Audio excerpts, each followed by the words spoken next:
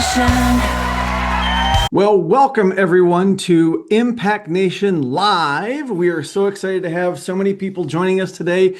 My name is Matt Heller, the founder of Performance Optimist Consulting and also one of the founders of Impact Nation. I'd like to go ahead and introduce you to my cohorts. Nathan, take it away. Hey there, my name's Nathan Caldwell, and I am also one of the founders here of Impact Nation. I'll toss the mic over to Frank.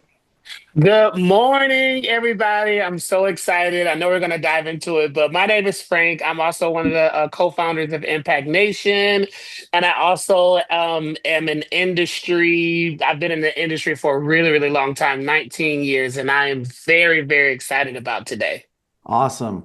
So, what is Impact Nation? Some of you may have signed up saying, hey, I know Frank. I'm going to sign up for this thing. Impact Nation, as we've said, we've been working on this for a little while. It's really the opportunity for leaders in the attractions industry to come together, to network, to grow, to build community. And we're really built on three things. We talk a lot about introspection, looking inside. We talk about innovation and how we can make things better through what we do and how we interact with the folks around you. And then last but not least is inspiration. And you're going to hear a lot about all three of those things here today. So today is Impact Nation Live episode 1. There will absolutely be more of these. This is an opportunity for leaders in the attractions industry to come together, learn from each other, grow, again, build the community, and we are super excited to kick this off. So we're going to start off just by talking a little bit about kind of our journey with Impact Nation. So Nathan, take it away. So, my background is my first job out of high school was to work for a vacation resort on the entertainment team. So, I was on stage performing all day and all night up in Canada, just off of Lake Erie. And that's why I'm wearing this Ride the Comet Crystal Beach shirt, because Crystal Beach was like my home theme park, as well as, Canada's Wonderland and Six Flags Darien Lake and all those parks up there around the Niagara Falls area and Marineland. But I also spent a long time as a teacher and then doing video production and directing and acting. And then I started working for a giant software company. And I worked on special projects in video marketing, in keynote delivery and thought leadership, as well as putting on giant conferences. I had a hand in making sure that all the stage shows of all the keynotes were just top notch. And I worked with some of business's greatest thought leaders, including Simon Sinek, Patrick Lencioni, Marcus Lemonis, Jim Collins, and many others. And so part of my role was also during a bunch of acquisitions with that company to make sure that the company culture stayed healthy and alive. So I was on the people side of company culture. And with all of that experience, then I came back to the entertainment industry, the theme park world, the attractions industry. And I said, I love this space and I want to be helpful and of service to help more organizations discover the power of how to build healthy cultures. And so that's kind of where I started in the theme park world, in the attractions industry, and a bit of the expertise that I bring to the table. So Frank, over to you. Thank you, Nathan. I'm not sure how I'm supposed to follow that up, but I'll give it a shot. So again, I told you my name is Frank. So my family grew up. I'm from Detroit, Michigan. That's where I was born and raised. And my family every year went to a very, very popular amusement park called Cedar Point, also by Lake Erie, up there by Nathan. And I remember being probably 6 or 7 years old, and I told my mom, when I grow up, I want to work here, period. And I think I caught my mom off guard because she was just like, why? And I'm like, because this looked like the coolest job ever. And so I bugged her every single year. Can we go back? Because our family would take this trip. And then I turned 16, and that was the first time I was allowed to work there. I applied, and then I went and I got the job, and I was so excited. And I remember working that summer, and I walked away and was like, I don't want to do anything else ever. Because just the sound of a roller coaster or a flat ride, it just excites me. So I did that, and then I started my leadership career. I had no idea that I wanted to be in leadership. I was just like, everybody just kind of always navigated to me. So I just went, and then people started promoting me. I got into leadership when I was 18. I became an area manager, and then I just kind of went up from there. Through my leadership journey, I've done two major things. One is releasing my first book called The Gifted Leader Book. I had no idea that that book was going to open up so many doors for me. I've gotten to speak at a lot of places, do a lot of cool, very interactive training sessions on leadership. And then I had the opportunity to, meet some amazing people like Nathan and Matt. And then we just came together, and Impact Nation was birthed out of nowhere. So it just kind of flowed in the natural progression of things. But I just absolutely love talking to leaders, challenging their perspectives, and getting them to think differently than what status quo says you have to think. So that's what I do. That's what I love to do. And I do that through my podcast, through the books, and now through Impact Nation. So that's me. Hand it back to you, Matt. Awesome. Thank you, Frank and Nathan. And my story is somewhat similar to both of theirs. I started as a ride operator when I was 18 years old at Canopy Lake Park in New Hampshire. And it was something that, I didn't want to go back to the grocery store I was working at during college. And my mom said, hey, Canopy's hiring. Why don't you go check that out? Well, 38 years later, here I am still in the attractions business. Like Frank, I love the sound of a roller coaster, love the smell of roller coaster grease, love the sound of people screaming, having a great time on a ride. And in 2011 is when I stepped away from a position at Universal Studios in Orlando and started my own business where now I help leaders grow, whether it's through keynotes or workshops or one-on-one coaching or group coaching. And it's such a thrill to be able to watch leaders grow and develop and get better at what they do. And certainly this has been a journey with Nathan and Frank coming up with Impact Nation and figuring out how we can take this ideal that we all have of creating a great community and stronger leaders throughout the entire attractions industry. How can we take this and amplify it to make sure that everybody is having a positive impact? So super excited to be able to kick off this first episode of Impact Nation Live. Some of you have already noticed that we've got a chat going. So if you could say hello and tell us where you're from, and Nathan also added to tell us what first theme park you went to. That would be awesome. And with that, we're going to jump into our first segment of introspection, and Frank is going to lead us through that. All right, everybody. So again, as Matt said in the beginning, we are going to be talking very heavily on those three pillars. And our first one today is going to be introspection. And today, this episode, we want to kind of define impact. We're using this word, we're saying this word. And one thing that we do realize and recognize is that words can mean different things to different people. It depends on what hat you're wearing, it depends on a bunch of different things. So I want to start the discussion with giving you a textbook definition of impact. So Webster defines impact as the strong effect or influence something has on a situation or person. The strong effect or influence something has on a situation or person. So, as we're going through this, leaders on the call, for this segment, this is our introspection segment. So as we're talking about this, I want you to be thinking about you, how you make decisions, what you do. And I want you to think about you because we want to kind of talk through this. I went, took the little left turn, and I came up with my own definition, which I do very often, of how I define impact. And it is this. Impact is the lasting footprint of our choices, actions, and values on the people we lead and cultures we shape.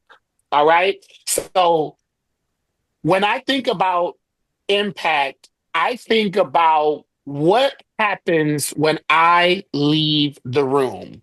What happens when I leave the session? What did I leave the people with?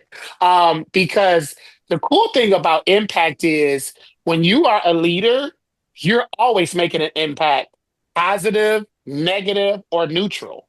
Just based off of the mere fact that you are a leader, impact is always happening. So one of the things that you want to make sure that you are is be intentional about what impact you are providing. I always tell people, leaders that I'm talking to, it's amazing to hear in real time, you're doing a great job. Thank you for this. Thank you for that. What are your thoughts about this? But the true impact comes from how you measure it when you leave the room. So that can be done in a bunch of different ways. It can be done through surveys. It can be measured through, you giving instruction or information. Are people actually doing it? Are you soliciting that feedback to find out, do people really like this thing, or how are you engaging your people when you're talking about impact, right? And then I went on to say it's not just about what you do, but it's about how we transform environments and inspire growth.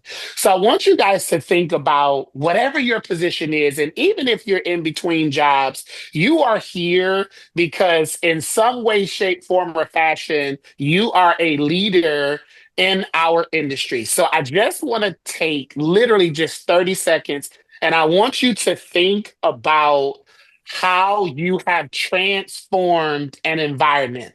And I don't want you to consider anybody else. I just want you to think about yourself. Just think about yourself and think about how you have transformed an environment for the good and for the not so good. And I just want you to get that in the top of your mind. Just think about it right now. Just take 30 seconds. Just think about it. I feel like we need the Jeopardy music. Do, do, do, do, do, do, do. All right. Now that you have that thing, this is what I want you to consider. Even if you changed an environment for the positive, if you had to reshape or be reintroduced to that task or that situation again, how could you do it differently? How could you do it better? We always say hindsight is 2020. And even things that goes over well, sometimes you think about, man, I wish I would have added this that last time. I want you to think about how you could have done that thing better. And that's what impact is. Constantly wanting to get better, do better, be better, move better, and just get to that place, right? I want to jump over to Nathan. Nathan, what are your thoughts about this impact, introspection, making decisions, environment? What are your thoughts on that? Yeah, I mean that key word introspection is it's something where we have to, as leaders, be very skilled at self-awareness. We Mhm. have to be very intentional and focused on understanding that there's a bit of a myth that we walk around thinking that all other people see us the way we see ourselves. Yeah. And we can falsely and egotistically believe that we're doing such a great job. But meanwhile, if we leave, as you described in such a great premise of what happens when we leave the room, do people feel refreshed? Do they feel energized? Do they feel like they can go out and get it? Or do they feel like, oh, glad that session's over. Glad that guy left. Uh, so we have to be very reflective. We have to have that introspection.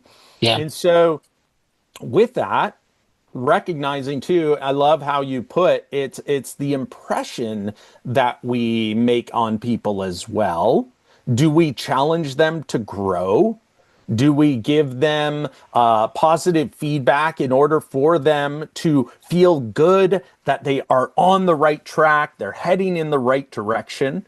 And then I'd also add just a little tweak to it is that we don't necessarily have to be in, and I know that you were getting at this, Frank. You don't have to be in a titled position of leadership in order to make an impact on others. Yeah. We all have a circle of influence around us. It's the people we spend time with, it's the people we interact with, and we can have a positive influence on others. We're using so many IN words, Impact Nation. That's why we highlight the I in the end. But that influence is so real. Yeah. And it can be on people that we aren't even associated with in a leader to follower type position. Like, we're in the attractions industry lives and dies on how guests are treated. Yes. No guest reports to any team member. They don't report to the supervisor. So the impact that you can have on them because of the influence you have to change their outlook, to give them a positive mindset, to give them a beautiful experience that changes the stress that they could possibly be under in a moment, to relieve that from them, can be Yeah. very impactful as well. Thank you for sharing that, Nathan. I really quick, I'm going to Matt, but I want to share you guys because this just happened today.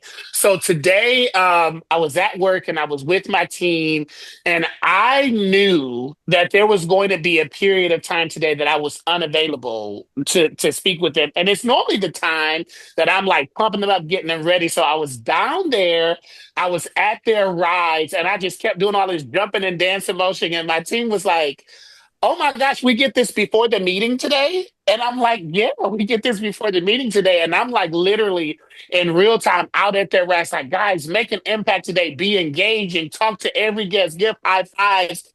Some of them couldn't understand. They're like, what's happening today? Like, is something going on? And I'm like, no, this is just a normal day. But I wanted to be super intentional about having that engagement with them because I knew I wouldn't be available when I normally am for them. So again, that introspection and understanding where you are and that, when I go down there today, I already know that all I have to do is do the motion and then they're going to do it back because that's what they were doing today. I didn't even have to say anything. I just did the motion and they're doing it back. So again, you are always making an impact. What are you doing with it, right?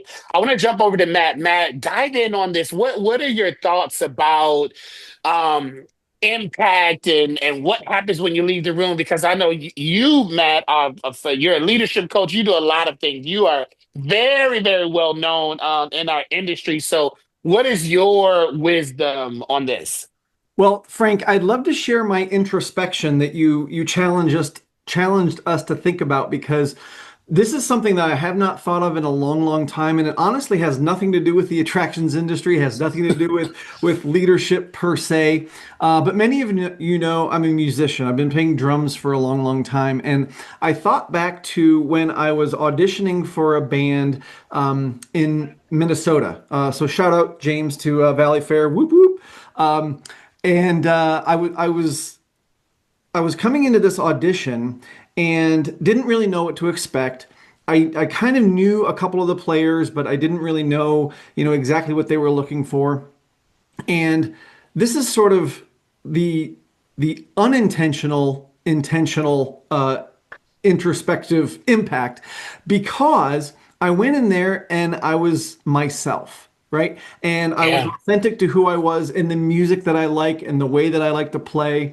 And it was very interesting because when I went into the audition, they said, we've got a female singer and we want to do kind of soft, kind of loungy kind of things. And I come in here as a rock drummer and I'm, bringing the energy. And I think James even in the chat said energy is contagious, and you're absolutely right. And so I start playing, with some energy and some excitement and things like that. And the bass player starts getting into it and the guitar player starts rocking out. And he's like, I think we found a new direction for the band. And it was unintentional. I didn't intend to go in and change their direction of the band, but the singer loved it and the other players loved it.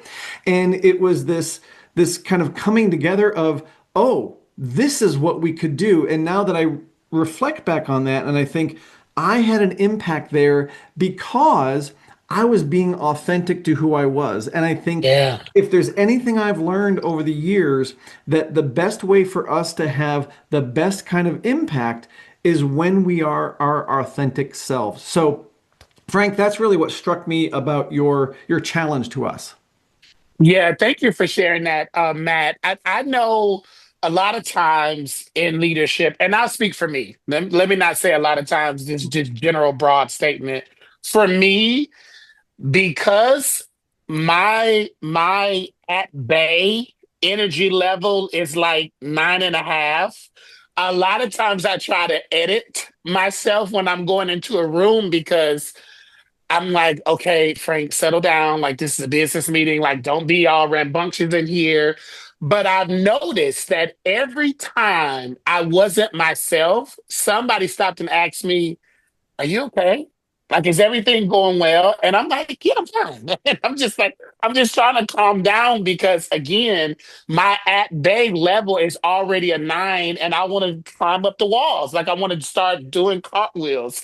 But every time I showed up that way, it just didn't go over well. So I love that you brought that to the table. And I'm very, very intentional about being who I am at all times. I literally have the authority to shift the energy of any room I walk into because that is literally just what I do without even trying. I don't do anything. It's just something that naturally happens. So I want you guys, you leaders on this call to remember your impact, the things that you are doing, who you are, how you present yourself to the world, it matters. And know that the impact and the lasting impact is what happens when you leave the room. So I want to leave that with you for the introspection part of our episode. And I want you to take that and I want you to run with it and think about it in all of your next phases of your leadership journey. Excellent, excellent. Thank you, Frank. Let's give Frank some love for that, some snaps, some claps. Thank you, Frank. I appreciate you leading us through that. We'd now like to open it up, and for those of you who are able to share your camera and your microphone, we'd love to open it up to see what your impressions were. Any questions specifically for Frank? We've got a few minutes for that before we move on to the next section. So go ahead and unmute, raise your hand, tell us what you think of all this. Go ahead, Tony. I think what Frank was saying about, the conversation about being yourself is so important. I think I'm the most successful when I'm myself. And when I'm given the freedom to be myself or to do those things, to be me, although sometimes I don't know what that means. But I think it's a really good way to reflect on, do you just get in a rhythm? I'm a leader, I'm just here, I'm doing my thing, but I'm never taking the time to reflect back on who I am and what I bring and what I leave that room with or leave that room to when I walk out. So yeah, good thoughts there. Awesome. Thank you, Tony. I appreciate that. Joel also has his hand raised. I couldn't agree more. Frank, I have a similar problem. I can't tell you how many meetings I leave in a business environment that people say to me, oh, you might want to, right? And then when I go into the next one, the same people who are saying you might want to, and are like, are you okay? And then I think to some people, right, I think that gets in our head, right, Frank? Because you hear I'm supposed to be a certain way. And the thing I'm really starting to recognize is you're supposed to be genuine. Authenticity and your genuine self comes through. And if you have to modify that, you're almost sacrificing a superhero power, right? Yeah. Because the enthusiasm is needed. So I absolutely concur with the sentiment. So well said. Yeah, every room needs every kind of person. Yeah. There are introverts, there are extroverts. And it doesn't mean that one is right and one is wrong. It balances out. You need the extroverts in moments to relieve tension. You need introverts sometimes to be the sincere and serious shoulder to cry on or comfort giver. You don't typically want the jokester to be the one to comfort you in a stressful situation because you're like, please stop, like, not now. But we all have special talents that we bring with our personalities.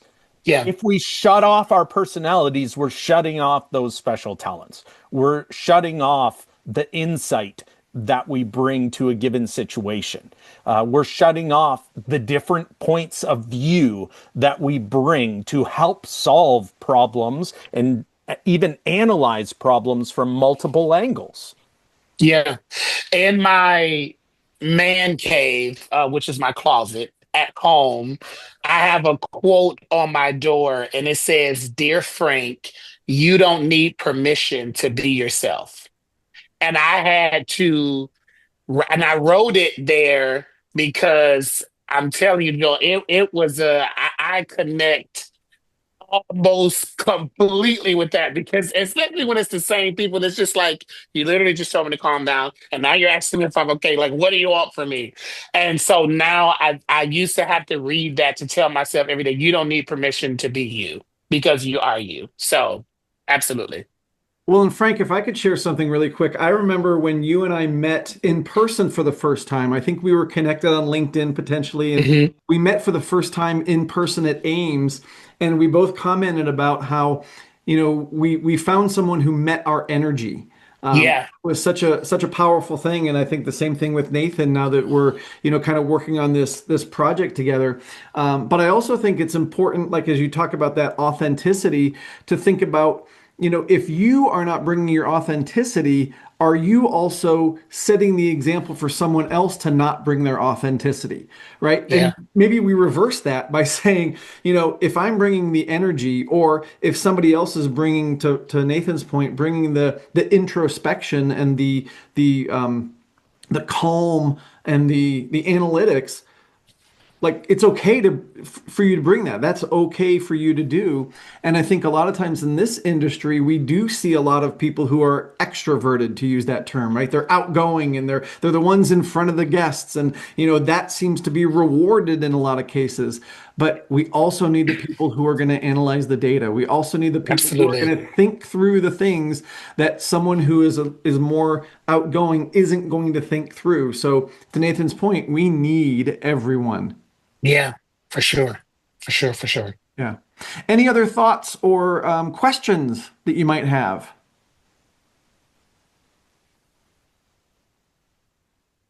All right, hearing none, then we're going to move on to our next section, which is about innovation. And this, we're going to throw it over to Nathan.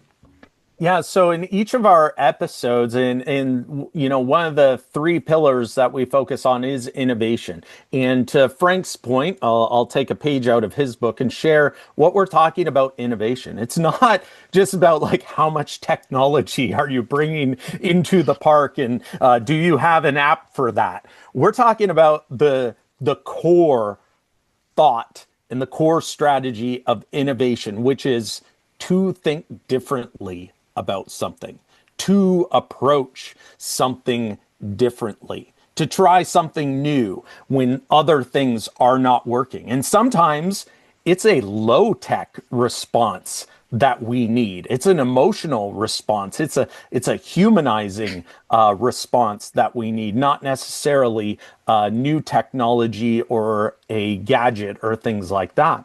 And Yeah. so we want to, at this part of the show each time, and whenever we have plans for bringing in-person events together to bring educational opportunities together, we're always going to be trying to bring it home with things you can do in order to take the principle that we discussed, which Frank led off on, the topic of making an impact, and he went internal with that.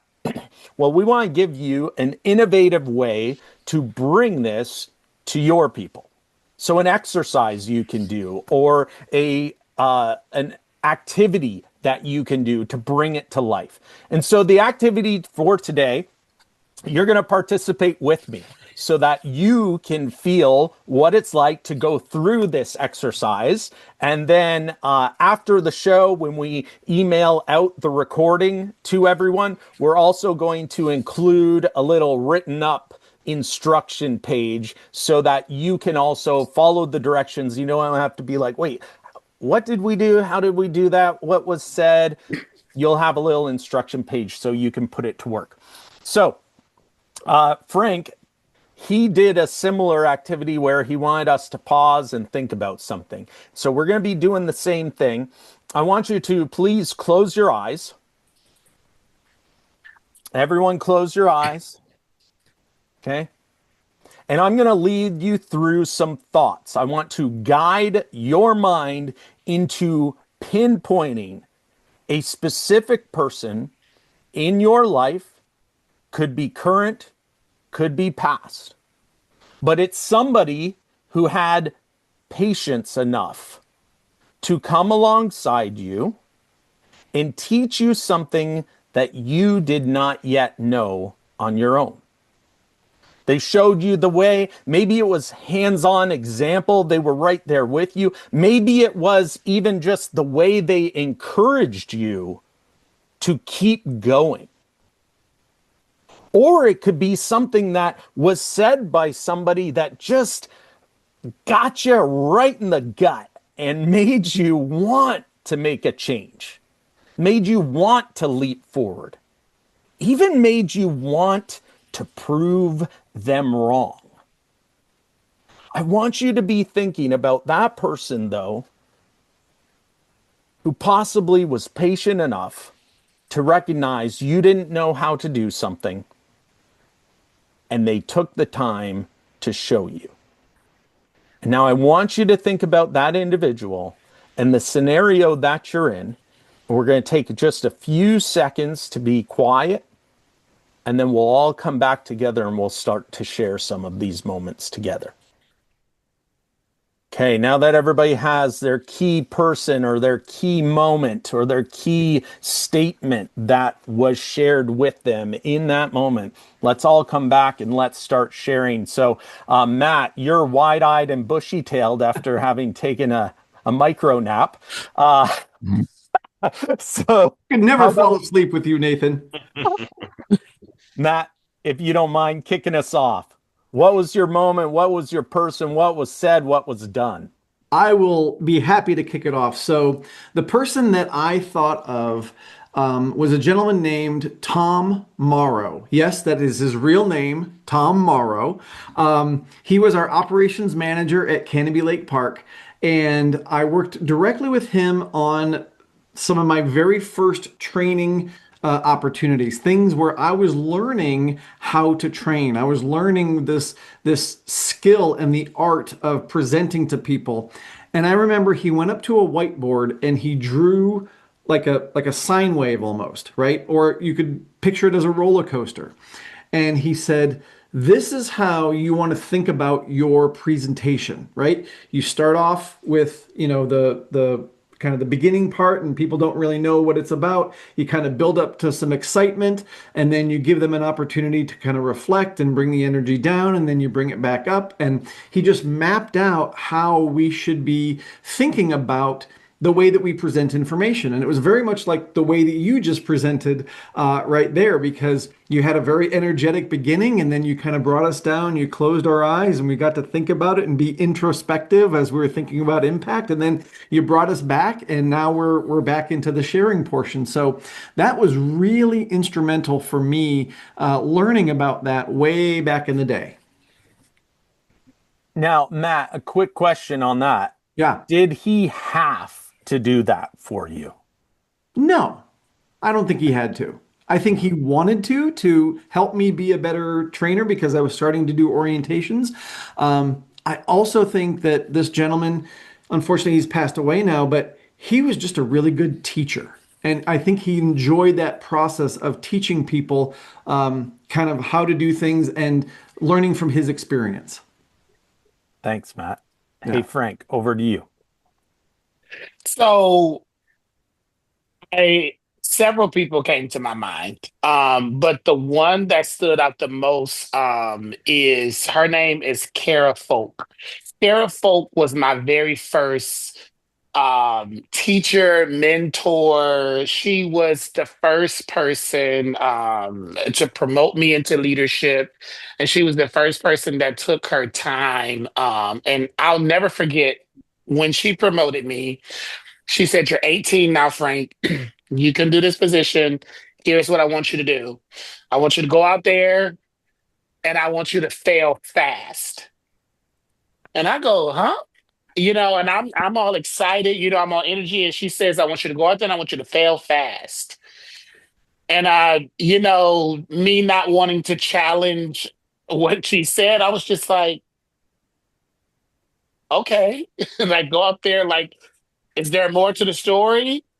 And then it wasn't. She just said, "Go out there and fail fast." And I pondered that for the whole day. And I was like, what in the world does this mean? I didn't know how to go back and ask her. And I was just like, I can go back and ask her. So I went back and I said, "Kara, you told me to fail fast. What did you mean by that?" She said, "Frank, with leadership, failure is inevitable.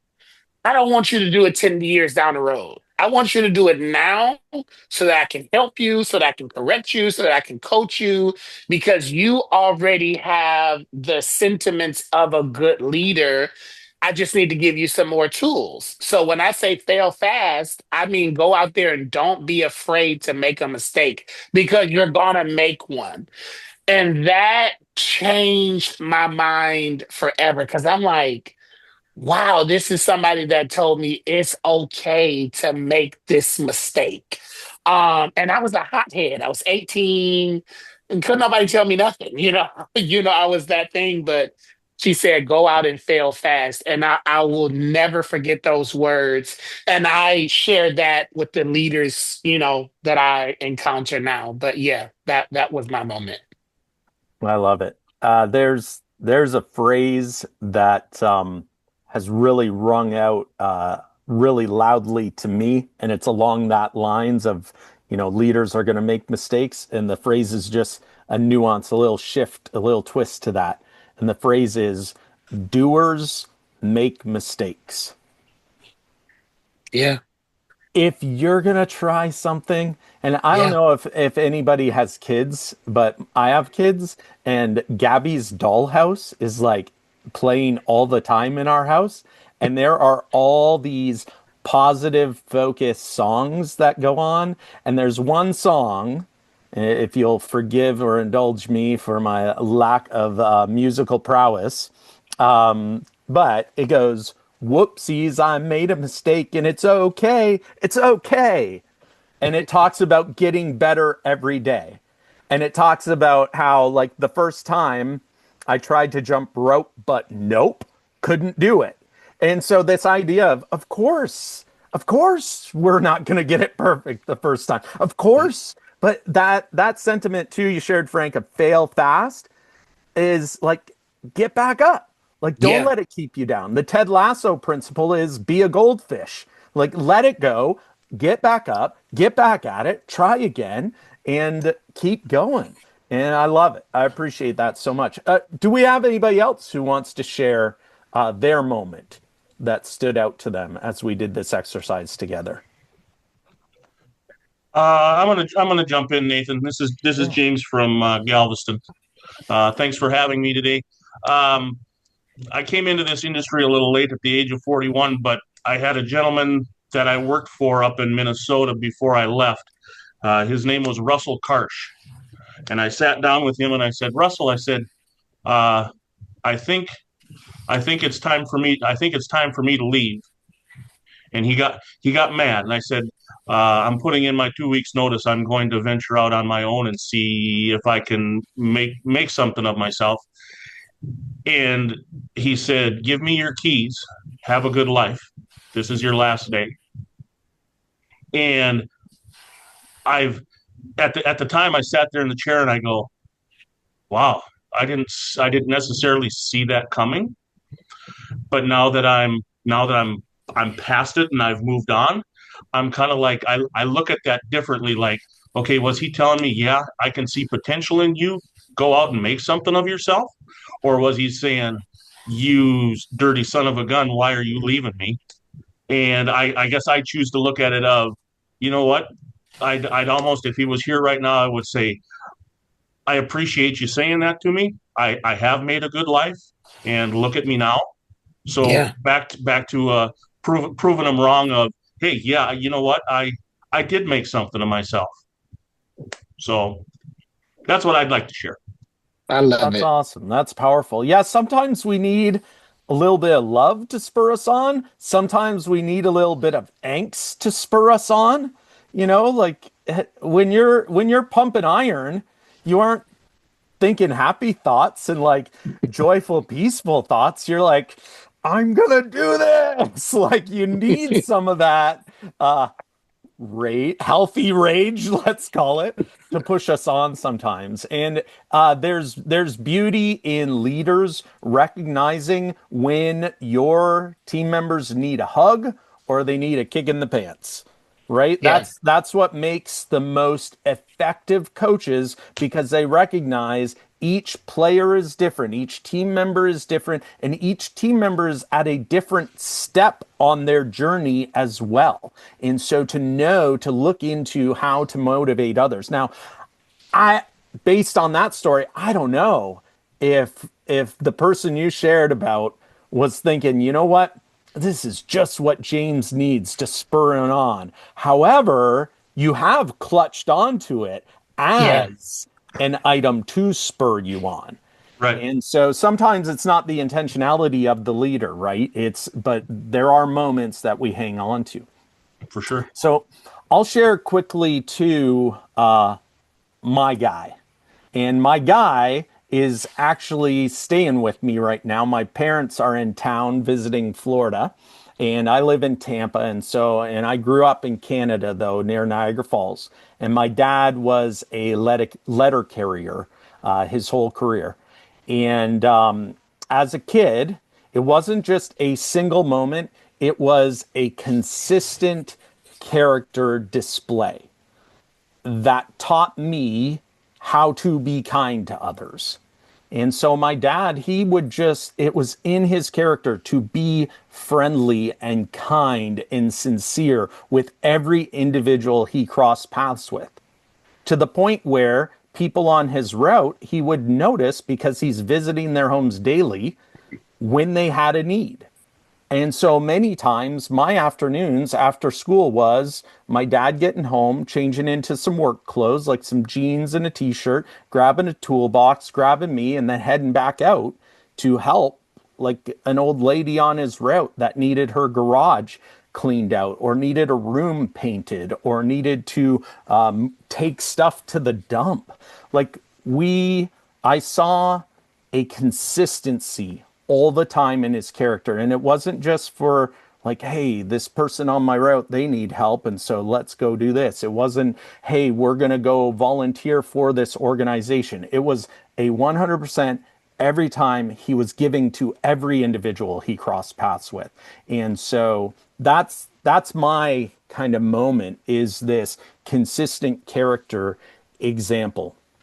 And so with this exercise, the innovation that I want to pass on to you is to give people an experience of knowing their history, an exercise where they can see moments in their life where their character has been shaped by others, and therefore kind of broadcasting forward the idea of how they can be an impactful person in other people's lives.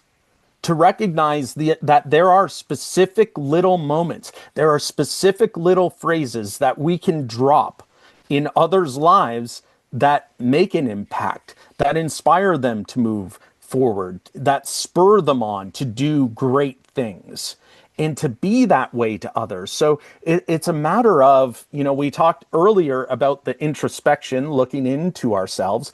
This innovation piece is to look into ourselves so we can look out and make an impact. When I do keynote talks, I speak on the importance of leading with kindness. And one of the things that I say is empathy is the vision to see the need in others, and kindness is the strength it takes to fulfill that need in others. Sometimes kindness looks like you doing for others. Sometimes kindness is equipping others to do for themselves. And so this idea of looking inward to do this exercise to see what moments have made an impact on you, to shape your character, and then looking outwardly to be focused on how can I do the same for others? How can I go alongside others and build them up? So that's our little innovation segment right there. Matt, back to you. Love it. Love it. Let's give Nathan some love on that, some snaps and claps. Thank you, Nathan, for leading us through that. That brings us to our final segment of the show, which is about inspiration. And this is sort of our leadership fast pass, if you will. I'm going to share a quote this time, and I'm going to get the immediate reaction of Frank and Nathan, and would love to get the reaction of the folks in the room as well. So we kind of talked about this earlier, Frank and Nathan and I haven't told them what this is, so this is right off the cuff. I'm not going to give them a lot of context either, except that you might figure out who said this based on the actual quote, and I'll just leave it at that. So here's the quote. I don't care what you do for a living. If you're going to be a ditch digger, be the best ditch digger you can be. That is a quote that's been incredibly impactful in my life. I'd love to hear Frank and Nathan's immediate reaction. I love that quote, and I connect with it a lot. And one of the things I tell people all the time, I do not care what you do, but be the best at it. If you are going to, another thing I wanted to do was I wanted to drive garbage trucks because it used to be so cool for me to see the motion of the arm come out, grab the can and pick it back up and put it on a picture. Like that motion fascinated me. I still watch garbage trucks to this day. If I'm outside when it comes, I'm like staring at it because I think it's so cool. And I would tell people, if I drove garbage trucks, I would be the best doggone garbage truck driver there is. So I connect with that statement a lot and I love it. And, you have to, anything you do, you should want to do well. I've never met a person that vied for second place. I'm always trying to win. So I connect with that statement and I love it. Appreciate that, Frank. So my hot take, and I can't help because of my faith, but think of the Bible verse that says, "Everything you do, do as unto the Lord." Yeah. And it takes me to a place of recognizing that what we do has to have a purpose bigger than ourselves. Like we can't be self-serving people in this world and expect to make an impact on anyone. Like that just pushes people aside. And so this idea of making sure that no matter what we do, we have a greater purpose in mind. And like for me, it's faith. For others, it can be a principle, though, of just knowing that you want to be a positive influence on others. Like recognizing the stitched fabric of fellow humans and that we should all be caring for one another in our community of people. One other thought on this, I have a little thing that I sometimes share in my messages where I tell people, you are the CEO of YOU. Like you're in charge of yourself. Some people call it your brand, but a brand is kind of like this, I don't know, like shirt you can put on or like matching colors. To me, it's a little more than that. It's what's in your heart. It's your character. And you're the CEO of YOU, your character. And I break it down to say YOU because it's your optimism umbrella. And what I mean by that, if you think about you're carrying around your optimism as if it were an umbrella, you get to choose who you bring in to your optimism, how you make others feel, or how you try to make others feel. And so you're in charge of that. You have control over what you do to try to make others feel good and to feel treated well, to feel respected, to feel as though you care and you are doing your best to help either grow them, build them up, or just show them that, hey, I'm here for you. And so that idea of being the best ditch digger that you can be, my reaction goes to the principle of it all. That not a lot of people are coming along behind you and being like, woo wee, what a fine ditch that is. However, they will come along and say, whew, what a fine person that is. Yeah. Yeah. And I have to say that when I was reading it, I got a little choked up because if you couldn't tell, it was something my dad used to say to me all the time. I put this as an inscription in my very first book in terms of a dedication. And it really did stick with me my entire life. You know, Nathan, you talked about that consistency that your father showed to you. And when I think of impact, my dad obviously had a huge impact on me. I think all of our parents do. And so when I think about this particular statement, I really think about all the different areas in my life where I was trying something new, doing something different, but also trying to excel. I wanted to be the best football player I could be. I wanted to be the best drummer I could be. I want to be the best leadership coach that I could be.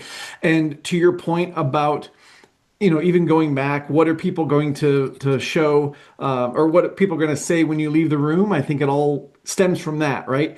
Even if I'm not the best drummer, or the best football player, or the best leadership coach, if people say he left a positive impact and he tried, like there was a lot of effort there and there's a lot of authenticity, then at the end of the day, I'm happy with that. So thank you both for your impressions. Anybody else have a thought on being the best ditch digger you can be?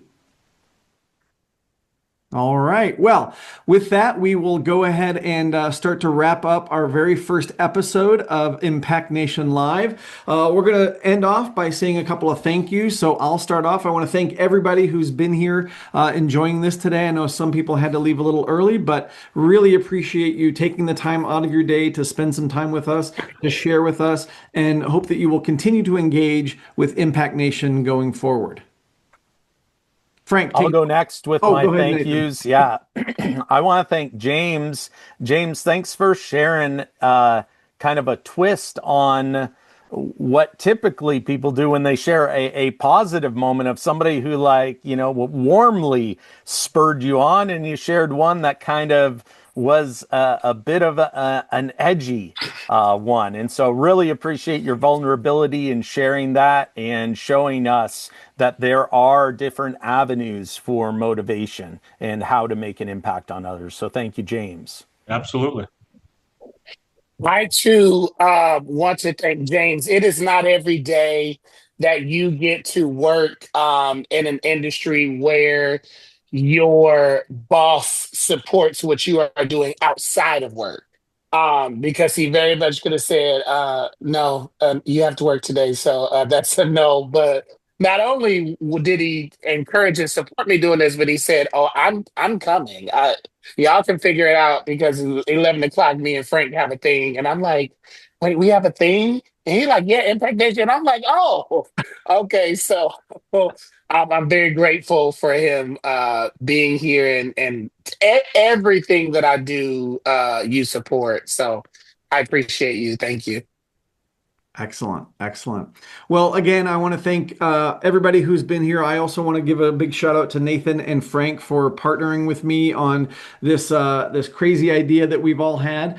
Also want to let everybody know that there will be an episode 2. We just have to set a date for that one. And if you are going to IAPA and you're going to be around on Monday evening, we're going to be doing a get together. We'll share some more details soon, but leave that evening open if you would like to join us for for more Impact Nation fun.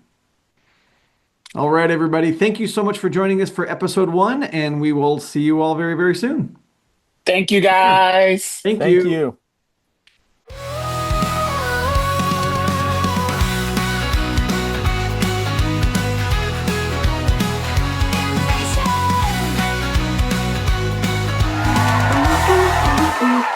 Impact Nation.